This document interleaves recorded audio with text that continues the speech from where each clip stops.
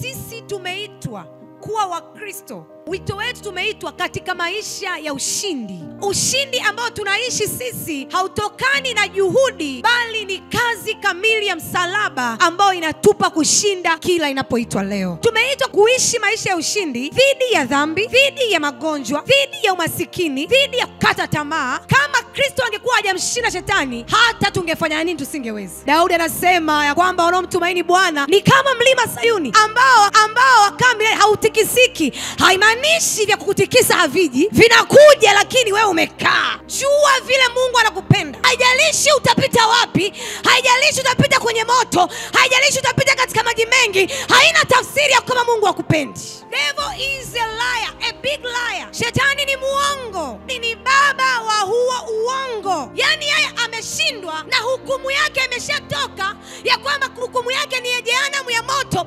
Lakini akija kwenye maisha yako anakuonyesha ya kwamba ukinisujudia na uwezo wa kukupa ulimwengu mzima, ya kwamba ukifanya hiki na uweza kufanya hiki. Lakini shetani ameshindwa miaka 2000 iliyopita. Lakini ili wewe uweze kushinda katika hii dunia, lazima ujue ya kwamba Mungu amekupenda kwa kiwango cha kumtoa mwanae wa pekee. Ukishaanza kumwekea Mungu maswali, ni umeanza kushindwa.